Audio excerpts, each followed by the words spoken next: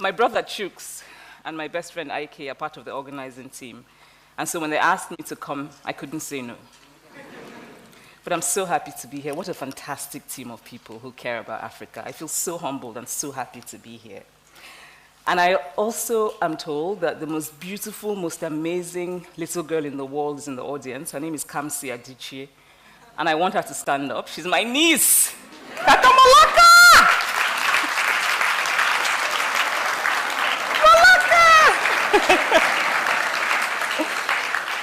So I would like to start by telling you about one of my greatest friends, Okoloma Madwewesi. Okoloma lived on my street and looked after me like a big brother. If I liked a boy, I would ask Okoloma's opinion. Okoloma died in the notorious Sosoliso plane crash in Nigeria in December of 2005, almost exactly 7 years ago. Okoloma was a person I could argue with, laugh with, and truly talk to. He was also the first person to call me a feminist. I was about 14. We were in his house, arguing, both of us bristling with half-baked knowledge from books that we had read. I don't remember what this particular argument was about. But I remember that as I argued and argued, Okoloma looked at me and said, "You know, you're a feminist." It was not a compliment. I could tell from his tone, the same tone that you would use to say something like, "You're a supporter of terrorism." I did not know exactly what this word feminist meant, and I did not want Okoloma to know that I did not know. So I brushed it aside and I continued to argue. And the first thing I planned to do when I got home was to look up the word feminist in the dictionary. Now, fast forward to some years later. I wrote a novel about a man who, among other things, beats his wife and whose story doesn't end very well. While I was promoting the novel in Nigeria, a journalist, a nice, well-meaning man, told me he wanted to advise me. And for the Nigerians here, I'm sure we're all familiar with how quick our people are to give unsolicited advice. He told me that people were saying that my novel was feminist, and his advice to me, and he was shaking his head sadly as he spoke, was that I should never call myself a feminist because feminists are women who are unhappy because they cannot find husbands. So I decided to call myself a happy feminist. Then an academic, a Nigerian woman, told me that feminism was not our culture, that feminism was an African, and that I was calling myself a feminist because I had been corrupted by Western books.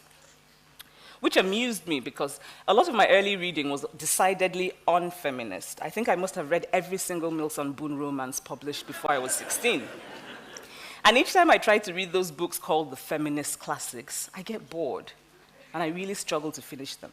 But anyway, since feminism was un-African, I decided I would now call myself a happy African feminist. At some point, I was a happy African feminist who does not hate men and who likes lip gloss and who wears high heels for herself but not for men. Of course, a lot of this was tongue-in-cheek, but that word feminist is so heavy with baggage, negative baggage. You hate men, you hate bras, you hate African culture, that sort of thing. Now, here's a story from my childhood.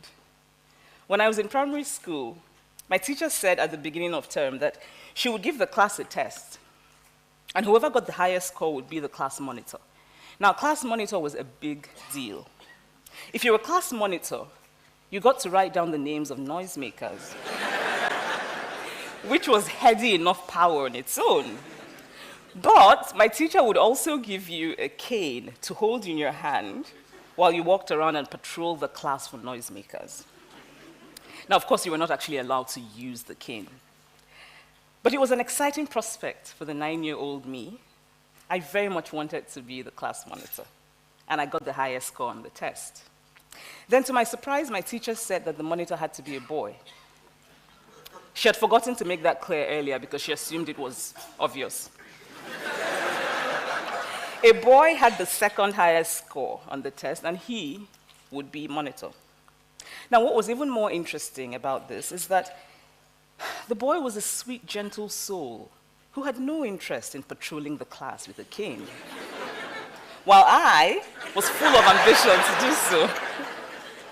But I was female, and he was male, and so he became the class monitor. And I've never forgotten that incident.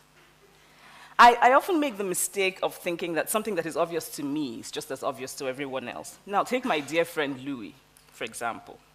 Louis is a brilliant progressive man, and we would have conversations, and he would tell me, I don't know what you mean by things being different or harder for women. Maybe in the past, but not now. And I didn't understand how Louis could not see what seemed so self-evident. Then one evening in Lagos, Louis and I went out with friends.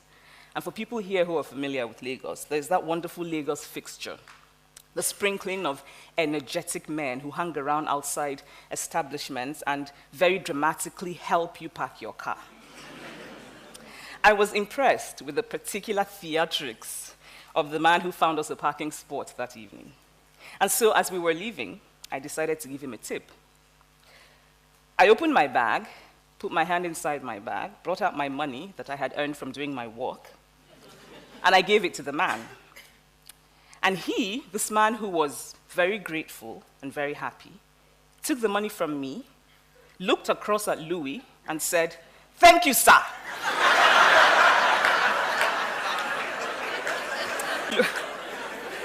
Louis looked at me, surprised, and asked, "Why is he thanking me? I didn't give him the money." Then I saw realization dawn on Louis's face. The man believed that whatever money I had ultimately come from Louis, because Louis is a man. Now, men and women are different. We have different hormones, we have different sexual organs, we have different biological abilities. Women can have babies, men can't. At least not yet. Men have testosterone and are, in general, physically stronger than women. There's slightly more women than men in the world. About 52% of the world's population is female. But most of the positions of power and prestige are occupied by men. The late Kenyan Nobel Peace Laureate, Wangari Maathai, put it simply and well when she said, "The higher you go, the fewer women there are." In the recent US elections, we kept hearing of the Lilly Ledbetter Law. And if we go beyond the nicely alliterative name of that law, it was really about a man and a woman doing the same job, being equally qualified, and the man being paid more because he's a man. So in a literal way, men rule the world. And this made sense 1,000 years ago. Because human beings lived then in a world in which physical strength was the most important attribute for survival. The physically stronger person was more likely to lead. And men in general are physically stronger. Of course, there are many exceptions. But today we live in a vastly different world. The person more likely to lead is not the physically stronger person. It is the more creative person, the more intelligent person, the more innovative person. And there are no hormones for those attributes. A man is as likely as a woman to be intelligent, to be creative, to be innovative. We have evolved, but it seems to me that our ideas of gender have not evolved. Some weeks ago, I walked into the lobby of one of the best Nigerian hotels. I thought about naming the hotel, but I thought I probably shouldn't. And a guard at the entrance stopped me and asked me annoying questions. Because the automatic assumption is that a Nigerian female walking into a hotel alone is a sex worker. And by the way, why do these hotels focus on the ostensible supply rather than the demand for sex workers? In Lagos, I cannot go alone into many reputable bars and clubs. They just don't let you in if you're a woman alone. You have to be accompanied by a man. Each time I walk into a Nigerian restaurant with a man, the waiter greets the man and ignores me. The waiters are products. And there's some women who are like, yes, I thought that. The waiters are products of a society that has taught them that men are more important than women. And I know the waiters don't intend any harm, but it is one thing to know intellectually and quite another to feel it emotionally. Each time they ignore me, I feel invisible. I feel upset. I want to tell them that I am just as human as the man, that I am just as worthy of acknowledgement. These are little things, but sometimes it's the little things that sting the most.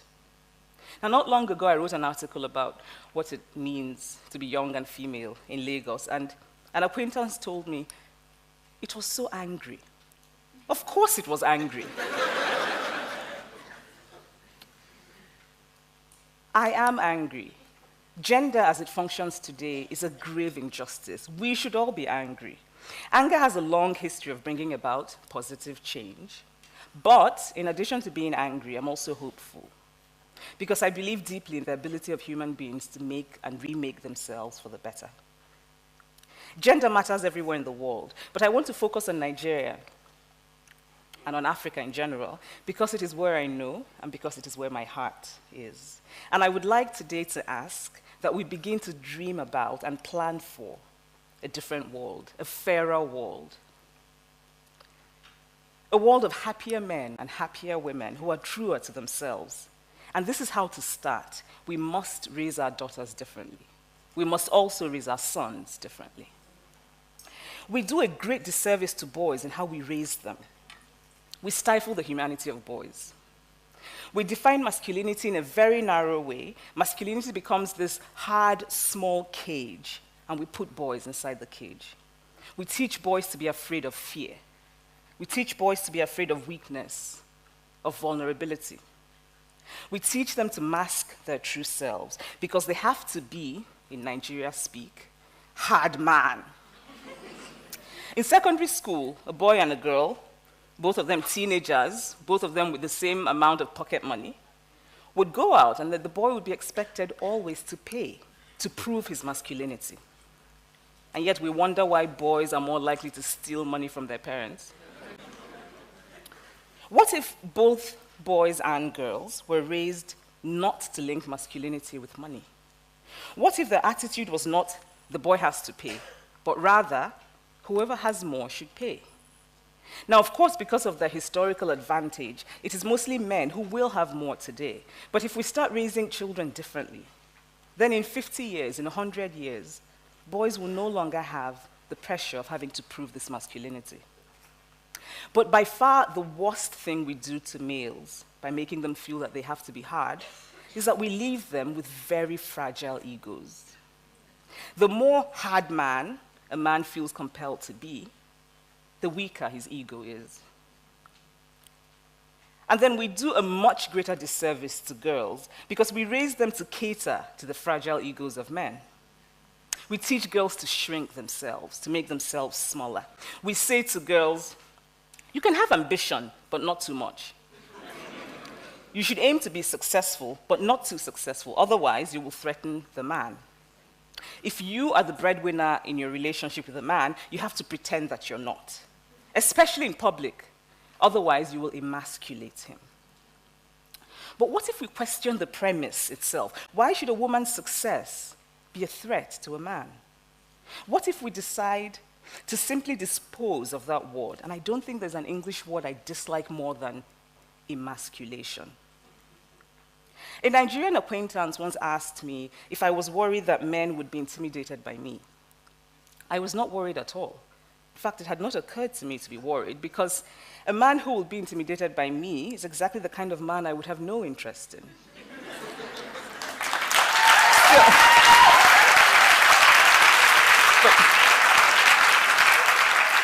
But still, I was really struck by this.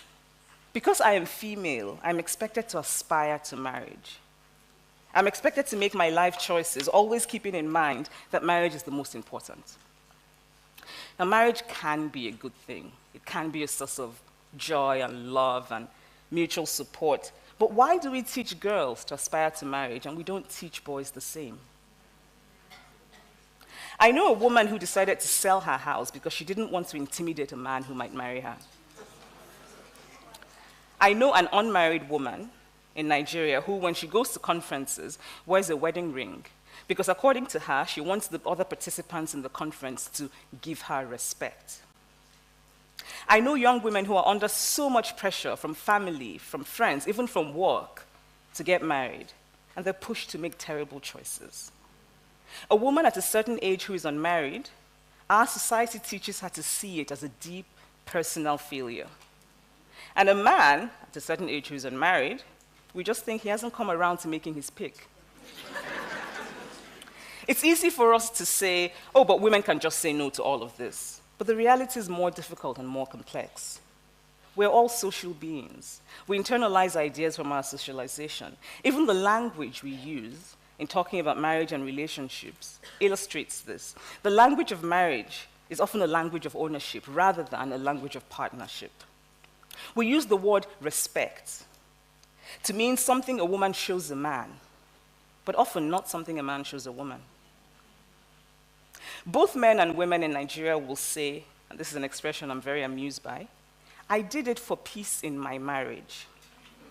Now, when men say it, it is usually about something that they should not be doing anyway. Sometimes they say it to their friends, it's something they say to their friends in a kind of fondly exasperated way, something that ultimately proves how masculine they are, how needed, how loved. Oh, my wife said I can't go to the club every night, so for peace in my marriage, I do it only on weekends. Now, when a woman says, I did it for peace in my marriage, she's usually talking about having given up a job, a dream, a career. We teach females that in relationships, compromise is what women do.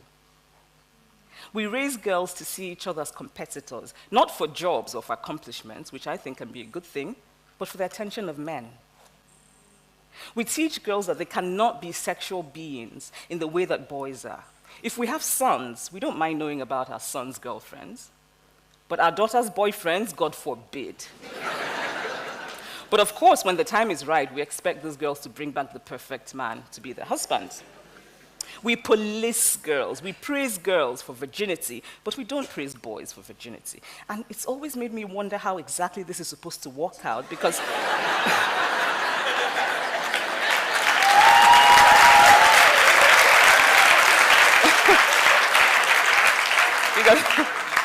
the loss of virginity is usually a process that involves people. Recently, a young woman was gang raped in a university in Nigeria. I think some of us know about that. And the response of many young Nigerians, both male and female, was something along the lines of this. Yes, rape is wrong, but what is a girl doing in a room with 4 boys? Now, if we can forget the horrible inhumanity of that response, these Nigerians have been raised to think of women as inherently guilty. And they've been raised to expect so little of men that the idea of men as savage beings without any control is somehow acceptable. We teach girls shame. Close your legs, cover yourself. We make them feel as though by being born female, they're already guilty of something. And so girls grow up to be women who cannot say they have desire. They grow up to be women who silence themselves. They grow up to be women who cannot say what they truly think. And they grow up, and this is the worst thing we do to girls, they grow up to be women who have turned pretense into an art form.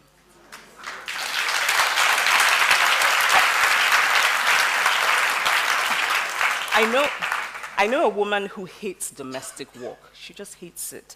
But she pretends that she likes it. Because she's been taught that to be good wife material, she has to be, to use that Nigerian word, very homely. And then she got married, and after a while, her husband's family began to complain that she had changed. Actually, she had not changed. She just got tired of pretending. The problem with gender is that it prescribes how we should be, rather than recognizing how we are. Now imagine how much happier we would be, how much freer to be our true individual selves if we didn't have the weight of gender expectations. Boys and girls are undeniably different, biologically, but socialization exaggerates the differences, and then it becomes a self-fulfilling process. Now take cooking, for example. Today, women in general are more likely to do the housework than men, the cooking and cleaning. But why is that? Is it because women are born with a cooking gene? Or because over years they have been socialized to see cooking as their role?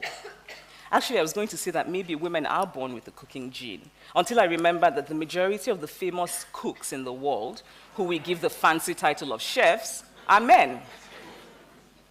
I used to look at my grandmother, who was a brilliant, brilliant woman, and wonder how she would have been if she had the same opportunities as men when she was growing up. Now, today, there are many more opportunities for women than there were during my grandmother's time because of changes in policy, changes in law, all of which are very important. But what matters even more is our attitude, our mindset, what we believe and what we value about gender. What if, in raising children, we focus on ability instead of gender? What if, in raising children, we focus on interest instead of gender? I know a family who have a son and a daughter, both of whom are brilliant at school, who are wonderful, lovely children. When the boy is hungry, the parents say to the girl, "Go and cook Indomie noodles for your brother." Now, the girl doesn't particularly like to cook Indomie noodles, but she's a girl, and so she has to. Now, what if the parents, from the beginning, taught both the boy and the girl to cook Indomie? Cooking, by the way, is a very useful skill for a boy to have. I've never thought it made sense to leave such a crucial thing, the ability to nourish oneself, in the hands of others.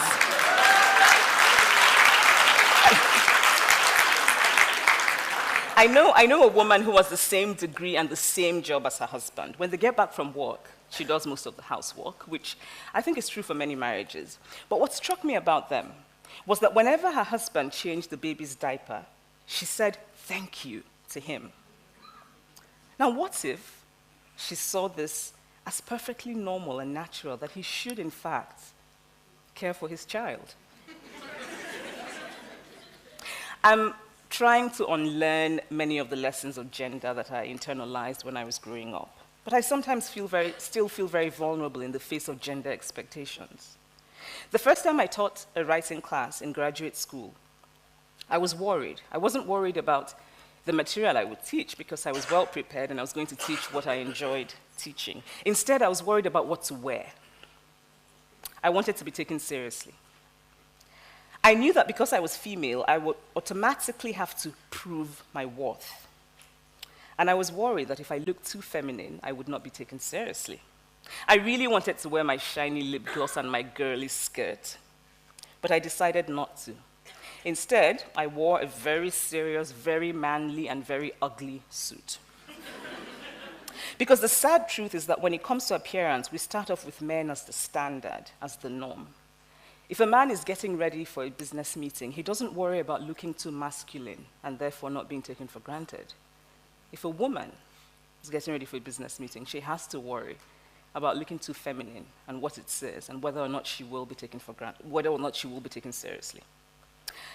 I wish I had not worn that ugly suit that day. I've actually banished it from my closet, by the way.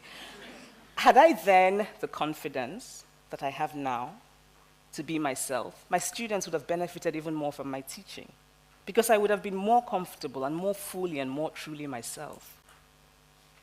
I have chosen to no longer be apologetic for my femaleness and for my femininity.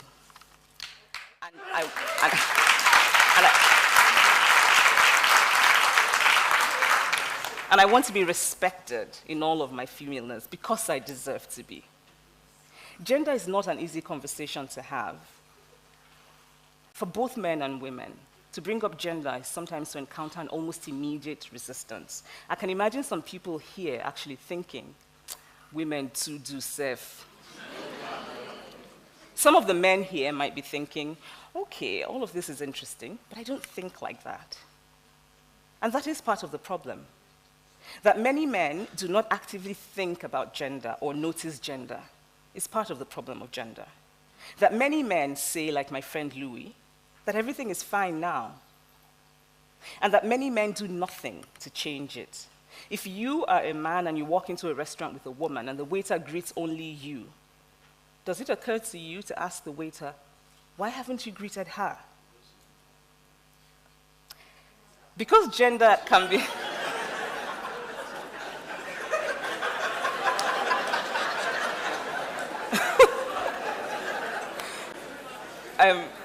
Actually, Women Rapper was part of the longer version of this talk.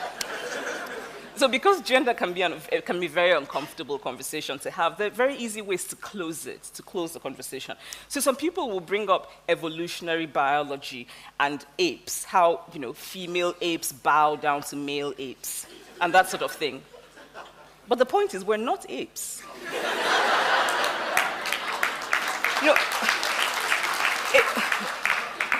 Apes also live on trees and have earthworms for breakfast, and we don't.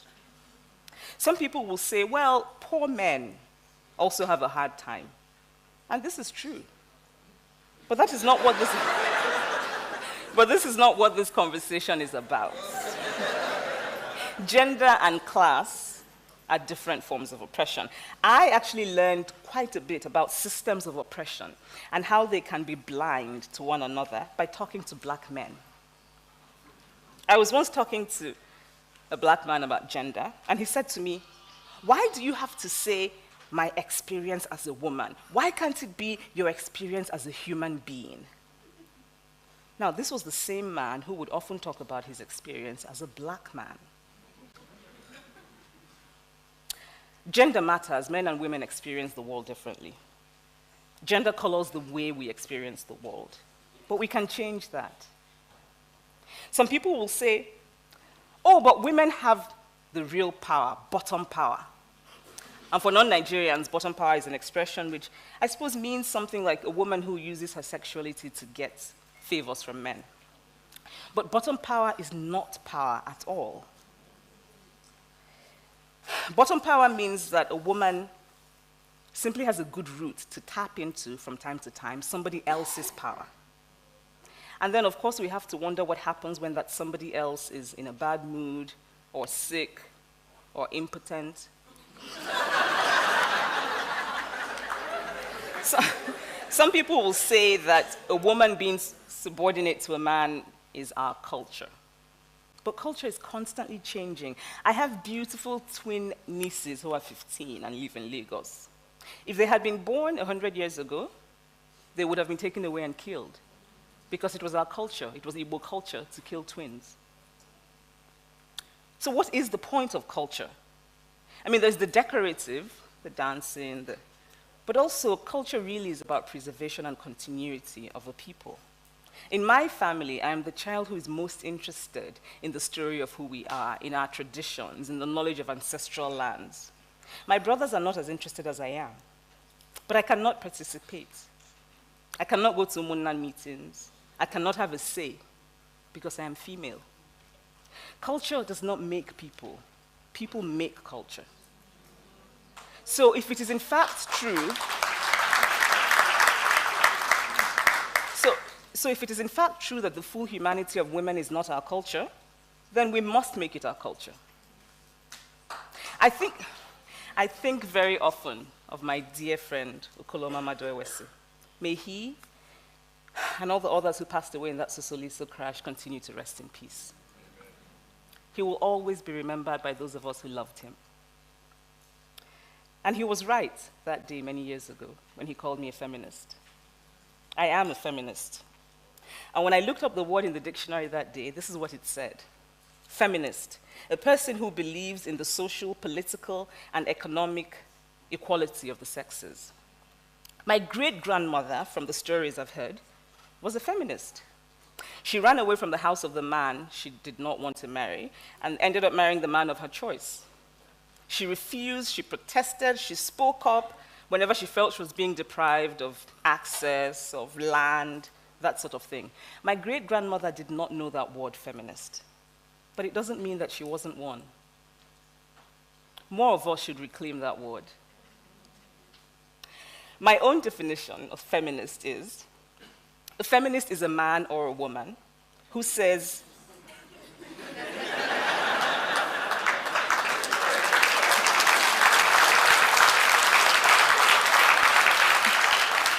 a feminist is a man or a woman who says, yes, there's a problem with gender as it is today, and we must fix it. We must do better. The best feminist I know is my brother, Kene. He's also a kind, good-looking, lovely man, and he's very masculine. Thank you.